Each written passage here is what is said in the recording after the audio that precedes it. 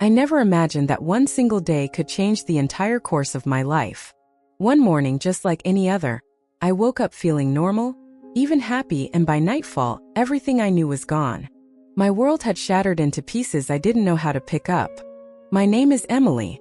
I was 25, 5 months pregnant, and married to Jason, the man I thought I would grow old with. We were expecting our first child, and life felt steady. My parents seemed supportive, my friends were happy for me, and I was full of hope for the future. But fate, as I would soon learn, doesn't care about plans or dreams. It all began on a cold winter morning. The streets were quiet, the sky clear, and the sun barely touched the horizon. I was driving to work, taking my time, cautious as always. Then, without warning, a car swerved into my lane. There was no time to react. The collision happened in seconds. Metal twisted, glass shattered, and everything I knew as safe vanished. I remember the sound, a screech that seemed to echo through every fiber of my being. The force threw me against the seatbelt, pain shooting through my body, and then darkness. When I woke up in the hospital, I felt the weight of everything I had lost before I even opened my eyes. My body hurt, but miraculously, I and my baby were alive. Doctors confirmed my injuries, minor head trauma, a broken arm, and severe bruising, but my baby was unharmed. Relief mixed with fear. I was alive, but my life was about to get even more complicated. 2 days later, when I was allowed to go home, I realized that home was no longer a safe place. Jason, the man I thought would stand by me, was nowhere to be found. I called him, texted him, left messages. Hours turned into days. On the third day, he appeared briefly, looking uneasy, avoiding my gaze. "Emily, I can't, it's too much. I can't do this," he said, his voice hollow. Before I could even ask what he meant, he turned and left, leaving me with a hollow pit in my chest. Gone. No explanation, no plan, no apology. Just gone. Then came my parents. I thought they would offer support, a temporary place to recover, someone to lean on while I healed and figured out my next steps. But they too turned away. "Emily, we're busy. We have our own lives," my mother said, as if she were discussing a stranger. "You'll figure it out," my father added, not even looking up from his phone. I was left alone. Injured, pregnant, abandoned. Every day became a struggle. Getting out of bed felt like climbing a mountain. Showering, eating, even walking to the mailbox became monumental tasks. I had no one to help, no one to lean on, and every corner of my apartment felt suffocating. For weeks I wandered the streets trying to clear my head, crying when no one was watching. Questions tore at me endlessly. Why did Jason leave? Why did my parents turn away? Why did the world suddenly feel like it was against me? Then one night, as I trudged home from another doctor's visit, carrying groceries and medical supplies for myself and my unborn child, I met him. He was tall, confident, and radiated a calmness I hadn't felt in months. Snow fell softly around us, catching in his hair, adding a surreal glow to the moment. "Do you need some help?" he asked, his voice warm, gentle, yet steady. I nodded, unable to speak. He carried my bags, walked me to my apartment, and made sure I was safely inside. That simple act of kindness felt like a lifeline thrown to a drowning woman. His name was Alex. Over the following weeks, we met cautiously. I was broken, guarded, and terrified to trust anyone again. But Alex was patient. He never pressured me, never asked for more than I was willing to give. Slowly, cautiously, I started to let him in. When I finally shared my pregnancy story, my accident, and the betrayal I had endured, he listened. Truly listened. No judgment, no questions, no demands. Just understanding. Over the next months, our bond deepened. Alex became my anchor, someone I could rely on when the weight of the world felt unbearable. He helped me navigate the aftermath of the accident, the loneliness, the fear. He taught me that not everyone who enters your life has intentions to hurt you. Eventually, I realized that what I had with Alex wasn't just comfort. It was love. And when we married under the warm sun with a light winter breeze, surrounded by a handful of real friends who had supported me through the worst, I finally felt safe again. Looking back, I understand now. The accident, the betrayal, the abandonment, they all led me to this moment. To a man who would never leave, who would stand beside me and my child through everything. But part one isn't just about finding Alex. It's about the raw, painful journey from the moment your life shatters to the first flickers of hope that follow. About learning that sometimes the people who are supposed to protect you are the ones who let you fall. And that's when life shows you who really matters. The first weeks after the accident were some of the darkest in my life. Pain gnawed at my body, fear gnawed at my heart, and loneliness wrapped around me like a heavy, suffocating blanket. I woke up each morning wondering if I could survive another day alone. And yet I had no choice but to try. Even as my baby grew inside me, the world outside felt hostile. Every trip to the store, every visit to a doctor, every time I looked in the mirror, I saw a woman broken by the people who should have loved her the most. Jason's absence was a phantom pain that never left, and my parents' indifference stung sharper than any physical injury. I felt completely unmoored. Alex was my only tether to sanity. He didn't rush me. He didn't offer empty platitudes. He just showed up. Every day. He brought groceries, helped me get out of bed when the pain was unbearable, and listened when I screamed at the walls of my apartment in frustration and grief. One evening I remember sitting on the couch, curled into a ball, staring at my reflection in the dark window. The streetlights outside blurred, and I could barely make out my own face. The reflection staring back at me seemed like a stranger. A woman who had been through trauma no one should endure alone. Emily, Alex's voice broke through the silence. You're stronger than you think. I laughed bitterly. Stronger? Alex, I'm falling apart. Eve lost everything. My husband left me. My parents, they won't even talk to me. I'm scared to even bring this baby into the world. He sat beside me, his hand resting lightly on mine. Then let me be your strength until you find yours. You don't have to do this alone. And that's when I realized that healing wasn't about forgetting or pretending the pain didn't exist. It was about allowing someone to walk beside you, to share the weight of grief and fear. The weeks turned into months.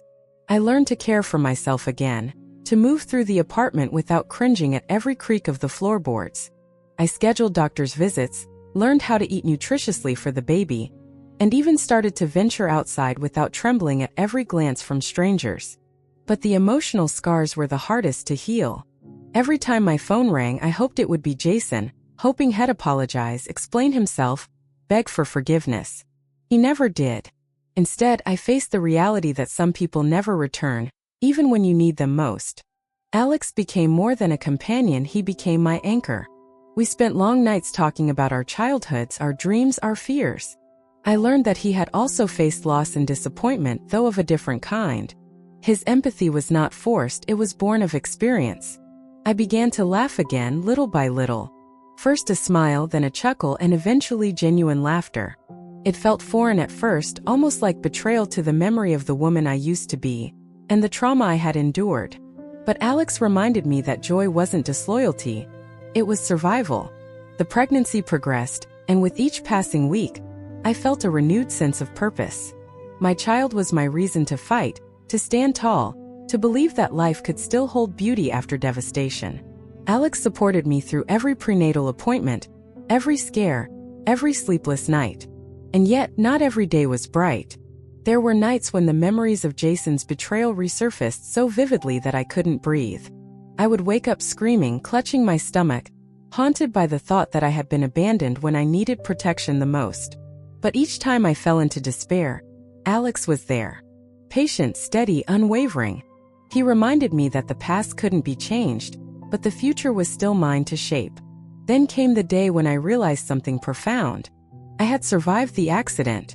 I had survived the abandonment. I had survived my own fear. And I had grown. Not unbroken, never unbroken, but stronger in ways I hadn't imagined possible. It was a quiet afternoon when I felt the first real kick from my baby.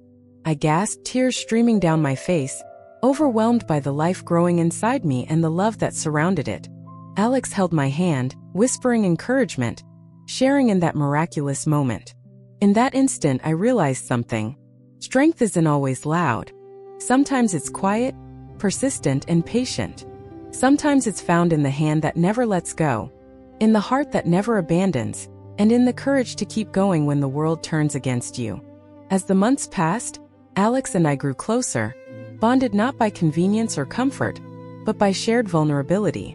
We navigated the complexities of preparing for the baby, dealing with my parents' continued absence, and rebuilding my life from the ashes of betrayal.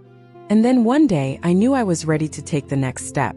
I asked Alex to marry me, not because I needed security, but because I had found a partner, a friend, a man whose love was unwavering, who had chosen to stay when everyone else had walked away. Our wedding was simple, just us and a handful of friends who had supported me through the hardest months of my life. It wasn't about grandeur, it was about survival, resilience, and choosing love despite the past. By the time I held my baby in my arms for the first time, I felt a peace I hadn't known since before the accident. It wasn't perfect. My life wasn't perfect. But I had survived, grown, and found love in the most unexpected place. After hitting rock bottom, after losing everything I thought mattered, the day I went into labor, I felt a mix of terror and exhilaration that I had never experienced before. Months of fear, anxiety, and rebuilding my life culminated in these final hours of anticipation. Alex held my hand steady and calm, whispering words of encouragement that somehow cut through the storm inside me. Labor was long and grueling. Each contraction reminded me of every moment I had survived. The accident, Jason's betrayal, my parents' absence, the nights spent crying alone in the dark. Pain became a bridge, connecting the woman I had been with the mother I was about to become. Hours passed, time blurred, and the medical team's faces became a backdrop to the singular focus that consumed me. Bringing my baby into the world safely. Alex never left my side, his hand gripping mine, his presence grounding me. And then, finally, the moment arrived. A cry pierced the air, a small, perfect sound that shattered the weight of everything I had endured. My baby was here. Tiny, fragile, and miraculous. Tears streamed down my face, but this time they weren't tears of grief. They were tears of awe, of relief, and of a love so fierce it was almost unbearable. Holding my child for the first time, I realized how much I had been reborn. The girl who had felt abandoned and broken was gone. In her place was a woman fierce and protective, who had survived unimaginable trials and emerged stronger, ready to fight for her child, her family, and her future. The first weeks of motherhood were challenging. Sleepless nights, constant feedings, and the overwhelming responsibility of caring for another human being tested me in ways I had never imagined. But Alex's support never wavered. He became more than a partner, he became my teammate, my anchor, my safe harbor in the storm. Even with Alex, there were moments of doubt. Moments when I questioned whether I was strong enough, whether I could protect this tiny life from the harshness of the world. I thought about Jason and my parents, how they had abandoned me when I needed them most, and a spark of anger flared inside me. I refused to let my child know the pain of betrayal. I would be the stability, the protection, the unwavering presence that I had craved and never received. But life had more lessons in store. One afternoon, I ran into Jason at a store. He was with his new wife, smiling, oblivious to the chaos he had left behind. For a moment, panic gripped me. I felt the old fear, the old anger threatening to consume me. But then I looked at my child, swaddled safely in my arms, and I realized something important. My life was no longer about him. His choices didn't define me. His absence had, in a twisted way, given me the freedom to create my own family, my own love, and my own legacy. I walked past him without a word. My head held high, my heart steady. I had reclaimed my power. I had rewritten my story. As the months passed, Alex and I settled into a rhythm. Parenting was hard, but together we learned, adapted, and grew. We laughed again. We celebrated small victories. And slowly, the apartment that had once felt cold and lonely became warm, filled with laughter, love, and the soft coos of a baby discovering the world. There were still moments of grief. I thought about my parents and the family I had lost. I thought about the betrayal that had set me on this path. But instead of letting it define me, I used it as fuel. Every day, I reminded myself that my life was mine to shape, and my child's life was mine to protect. And then came the moment that cemented everything for me. Alex proposed, again in a quiet, intimate way, not with grandeur or extravagance, but with sincerity. He asked me to marry him, not as a rescue, not as a savior, but as a partner, a true equal, someone who had chosen to walk through the storm with me. I said yes, tears streaming down my face. But these tears were not of despair, they were of gratitude, joy, and acknowledgement of the journey we had endured together. Our wedding was simple. Friends, a few family members who had proven their loyalty, and our little baby. No extravagant decorations, no pomp, just love, resilience, and the commitment to face life together, no matter what came next. Looking back, I realized the accident, the betrayal, and the abandonment were catalysts, shaping me into a woman who could withstand unimaginable challenges. Without them, I might not have discovered the depth of my strength, the resilience of my spirit, or the extraordinary love I found with Alex. By the time my child began to smile, laugh, and explore the world, I understood something fundamental. Survival is powerful, but transformation is divine. The girl who had once felt lost and abandoned had become a mother, a wife, and a woman capable of immense love and unwavering strength. Life wasn't perfect. There were still scars, emotional ones that would never fully disappear, but they were proof of resilience, not weakness. They were reminders that I had endured, survived, and emerged victorious, not because life had been kind, but because I had refused to let it break me. And in those quiet moments when I watched my child sleep and felt Alex's hand holding mine, I understood the true meaning of family. Not the one I had lost, but the one I had built. I had learned to stand again, not just for myself, but for my child, for the life we were creating, and for the love that had found me when I thought all hope was gone. Just when I thought I had settled into a rhythm, life reminded me that the past has a way of resurfacing, often when you least expect it. One crisp autumn morning, as the sunlight streamed through the apartment windows and my child babbled on the floor, I received an email from Jason. It was short, cold, and calculated. "We need to talk about our child." For a moment I froze. My stomach turned. Old wounds buried deep beneath layers of pain and resilience threatened to reopen. But I had learned by now to pause, breathe, and choose my response carefully. Alex noticed the change in my expression. He reached for my hand and squeezed it gently. "You don't have to handle this alone," he said. And he was right. This was no longer just my fight. I had a partner, someone who had chosen to walk beside me through fire, someone whose love and presence had become the foundation of my family. I opened the email. Jason was asking to see our child, to reconnect. The wording was precise, almost legalistic, like he was testing boundaries. I felt a surge of anger. I remembered the night he left, the day he abandoned me when I was most vulnerable, pregnant, and alone. I remembered the coldness in my parents' eyes, the judgment, and the betrayal that had forced me to find my own way. But I also remembered my promise to myself. This time I would act not from fear or anger, but from strength. I replied calmly, setting boundaries. I would allow contact, but only under strict supervision, only if it was in the best interest of my child, and only with legal documentation. No manipulations. No surprises. The response came quickly. Jason attempted guilt, threats veiled as concern, insinuating that I was keeping him away from his family. He tried to stir the old chaos to provoke me into doubt or anger. But I didn't bite. Instead, I turned to Alex. We reviewed every email, every word, and created a clear, protective plan. Lawyers were consulted. Custody agreements were clarified. Boundaries were set. And through it all, Alex's calmness reminded me that we were no longer alone, no longer at the mercy of those who had hurt us. Life had taught me vigilance, and vigilance became my shield. But it wasn't just Jason. Occasionally, whispers from my past would appear. Friends who had abandoned me, relatives who had criticized every choice I made. They assumed I would crumble under the weight of motherhood, heartbreak, and betrayal. Instead, I flourished.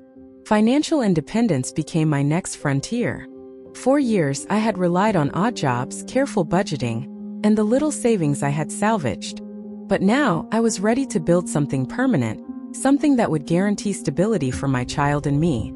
I enrolled in online courses, studied finance, invested wisely, and started a small business from home. At first, it was daunting, balancing entrepreneurship with motherhood, but each challenge became a testament to my resilience. Each late night, each decision, each small victory reinforced that I was capable of more than I had ever imagined. Alex supported me through it all. Sometimes he offered advice, sometimes he gave space, but always he reminded me that this was my journey, and that he was there to walk it with me. Months turned into a year, and slowly, the financial and emotional walls I had built around myself became pillars of strength. My business grew, and with it, my confidence. I no longer feared the past. I had learned to leverage it, to transform pain into purpose. And then came a pivotal moment. Jason attempted to interfere again, this time indirectly, through mutual acquaintances and subtle pressure. It was clear he wanted to test my resolve, to see if the old vulnerabilities still existed. But I had changed. I confronted the situation not with anger, but with clarity. I documented everything, I enforced boundaries, and I communicated through formal channels. I realized that true power doesn't lie in confrontation. It lies in preparation, foresight, and the unwavering commitment to protect what is yours. Through it all, I noticed something profound. Every challenge I faced now was filtered through the lens of motherhood, love, and the new life I was building. The woman who had once been broken, abandoned, and fearful was gone. She had been replaced by someone who had endured, survived, and emerged stronger. Even Jason eventually realized he could not manipulate or control the situation. His attempts dwindled. He became a shadow, a reminder of what I had overcome, but no longer a threat to my peace or the life I had built. This period of tension also revealed another truth. People who had truly supported me, Alex, a few loyal friends, mentors I had met along the way, were invaluable. They were not just companions, they were anchors, reminders that while the past can haunt you, the present can save you. As the seasons changed, I watched my child grow, explore, and thrive. Every laugh, every milestone, every small discovery became a celebration of survival, resilience, and the beauty of life rebuilt from the ashes. It was during one quiet evening, holding my child close, that I understood something crucial. The past will always exist, and pain will sometimes resurface. But it does not define the person you have become. The choices you make now, grounded in strength, clarity, and love, determine the future. Alex and I continued to build a life rooted in trust, partnership, and shared dreams. My business flourished, providing security and opportunity. And most importantly, my child thrived in a home filled with love, stability, and the kind of family that was chosen, not imposed. The shadows of my past no longer dictated my present. They were reminders of the woman I had been, the trials I had endured, and the power I had claimed.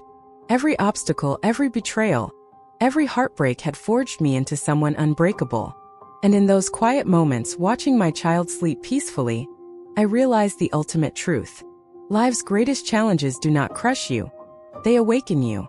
They force you to confront fear, endure pain, and ultimately, rise stronger than ever before. The first thing I remember about that morning was the light. Soft, golden, spilling across our living room and catching on the edges of my child's tiny fingers as they reached out to me. It was ordinary, yet it felt extraordinary. Every breath, every heartbeat, every small smile in that quiet moment whispered the truth I had come to learn. Life had finally shifted. The battles of the past, Jason's abandonment, my parents' judgment, the cold nights I spent wondering if I'd ever find stability, had not broken me. They had, in a strange and unexpected way, forged me. And now I had everything I had ever fought for. Love, security, purpose, and a future that I owned entirely. Alex stirred beside me, still half asleep, his hand brushing against mine. He didn't need words to remind me that he was there, that we were in this together. After everything I had endured, I realized that having someone who truly believed in you, who chose to walk through life with you without conditions, was more powerful than any fortune or societal validation. The morning routine was quiet but joyful. Breakfast, laughter, playful chaos with a child who was too curious for their own good. As I watched Alex pick up our little one and twirl them gently in the air, I marveled at how far we had come. From nights of fear, despair, and loneliness, we had built a home filled with warmth, trust, and unconditional love. But the story wasn't just about survival. It was about closure, justice, and reclaiming what was mine. Jason, of course, had continued his attempts at manipulation. Threats veiled as concern, whispers through mutual acquaintances, even legal letters suggesting he had rights he had long forfeited. Yet each attempt only reinforced one simple truth. He no longer had power over me. I had regained my agency, my voice, and the strength to protect my child from anyone who would harm or manipulate us. Eventually, the court proceedings concluded. Jason's legal claims were dismissed, and custody was clearly defined, ensuring that he could not disrupt the life we had carefully rebuilt. While part of me mourned the man I had once hoped he could be, the father of my child, the partner I had dreamed of, I also realized that mourning him was not weakness. It was clarity. I mourned the life that could have been, yes, but I celebrated the life that now existed.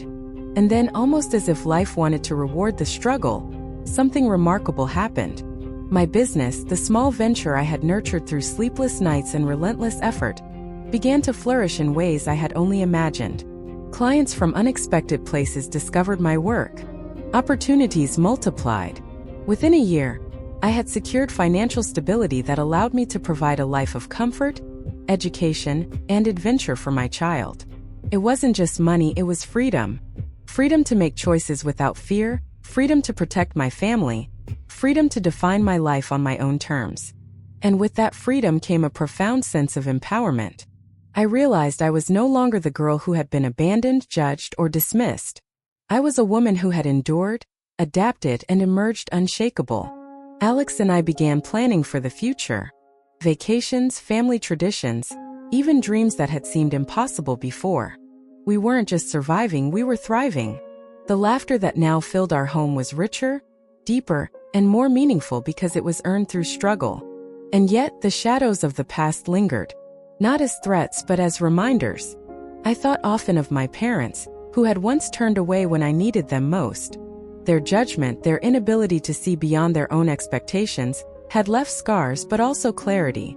I knew exactly who deserved a place in my life and who did not. I forgave not for them but for myself. I released the anger and the resentment so I could fully embrace the life I had built. Then came a day that felt like the final chapter. Jason appeared, not with threats but with resignation. He had realized that he had no claim, no leverage, no ability to alter the course of our lives. I watched him leave, not with triumph, but with a quiet sense of closure. The past could no longer hurt us. It had no power here.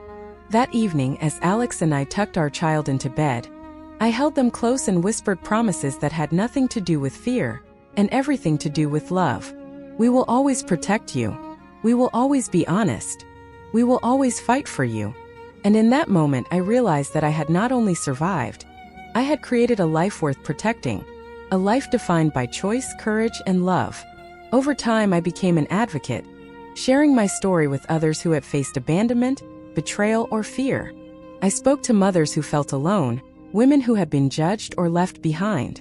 I offered guidance, strength, and most importantly, hope. Because if there was one lesson I had learned, it was this. The past may shape us, but it does not define us. The choices we make now with clarity, courage, and integrity determine the lives we lead. I also discovered an unexpected truth about love. Real love, the kind that endures hardships, forgives mistakes, and celebrates victories, is not about convenience or comfort.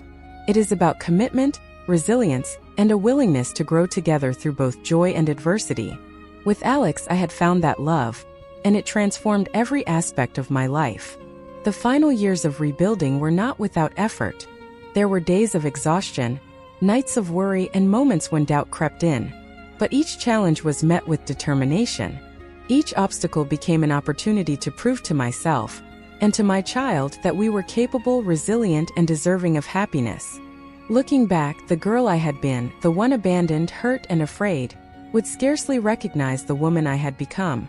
She had faced the coldness of family betrayal, the despair of abandonment, and the uncertainty of starting over. Yet she survived. She rebuilt. She thrived. And she did so with grace, intelligence, and unwavering love. Today, our home is filled with laughter, warmth, and possibility. My child grows with confidence, curiosity, and a deep understanding of love and resilience. Alex stands beside me not as a savior, but as a partner, equal and committed. And I, once broken and afraid, stand as a woman who knows her worth, her strength, and her capacity to create life, love, and joy from even the darkest moments. The past may still knock on the door from time to time. Old fears, shadows of betrayal, reminders of hardship. but it no longer controls us. It serves only as a testament to the journey we have traveled, the obstacles we have overcome, and the strength we carry forward. And as I watch the sun set, painting the sky in gold and pink, I feel a profound sense of gratitude. Not for the trials themselves, but for the growth, clarity, and love that arose from them. I am not just surviving anymore. I am living fully, fiercely, and with the kind of peace that comes from knowing you have faced the worst and emerged victorious. This story ends not with tragedy or despair, but with empowerment, love, and triumph. The woman I once was, the frightened, abandoned girl, is now a mother, a partner, a businesswoman, and a survivor. And the life I have built, brick by brick, choice by choice, is unshakable. So if anyone listening to this story finds themselves facing abandonment, betrayal, or fear, know this: you are stronger than you think. Your past does not define your future. Love, determination, and courage can rebuild anything, even a life that feels shattered. I have lived through heartbreak, betrayal, and uncertainty. I have endured loss, rejection, and fear. And yet I have found joy, stability, and love beyond anything I could have imagined. The ultimate lesson of my journey is simple but profound. You have the power to rise. You have the power to rebuild. And above all, you have the power to choose love over fear, courage over despair, and life over the shadows of the past. And that, finally, is the story of how I survived, reclaimed my life, and built a future filled with love, resilience, and possibility.